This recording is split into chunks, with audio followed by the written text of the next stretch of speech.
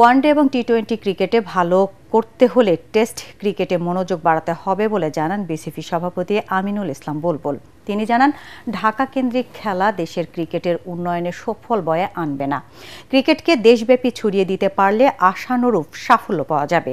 Cricket বিকেন্দ্রীকরণের কাজই করছে বর্তমানে বিসিবি। ধানমন্ডির রিয়া গোপ মহিলা ক্রিকেট কমপ্লেক্সে টেস্ট ক্রিকেটের রজত জয়ন্তী উদযাপন অনুষ্ঠানের কর্মসূচির উদ্বোধনকালে এসব কথা জানান বিসিবি সভাপতি। পরাগারমানের রিপোর্ট।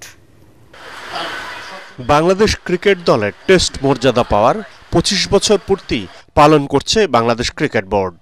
2000 সালের 26 জুন আইসিসির 10ম সদস্য হিসেবে টেস্ট মর্যাদা পায় বাংলাদেশ। সে বছরের 10 নভেম্বর ভারতের বিপক্ষে অভিষেক টেস্ট খেলে লাল সবুজের দল। ক্রিকেটের কুলীন ঘরানায় 25 বছর কাটিয়ে দিল, কাঙ্ক্ষিত উন্নতি হয়নি টাইগারদের।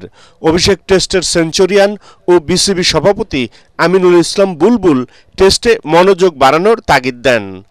তিনি জানান, টেস্ট ক্রিকেটে মনোযোগ বাড়ালেই অন্য দুই সংস্করণেও ভালো করবে বাংলাদেশ।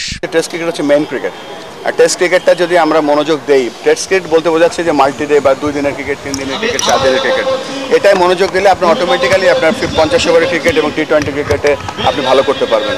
তো এই জায়গাগুলোতে আমি ফোকাস হয়তো কম হয়েছে বা হয়নি, বাট আমি আবারও বলছি যে 25 বছরে আমি আশা করছিলাম হয়তো 25টা এরকম প্রোগ্রাম করব, কিন্তু 25 বছর এসে আমি প্রথম প্রোগ্রাম করছি। ম্যাচ জয়ে ইংল্যান্ড ও অস্ট্রেলিয়ার মতো দলগুলো বাজবলও খেলে, কিন্তু গল টেস্টে শ্রীলঙ্কাকে পরাস্ত করার সুযোগ পেয়েও ম্যাচ ড্র করার দিকেই মনোযোগী ছিলেন নাজমুল হোসেন শান্তরা। এই মানসিকতা থেকে বের হয়ে আসার তাগিদ দেন বুলবুল।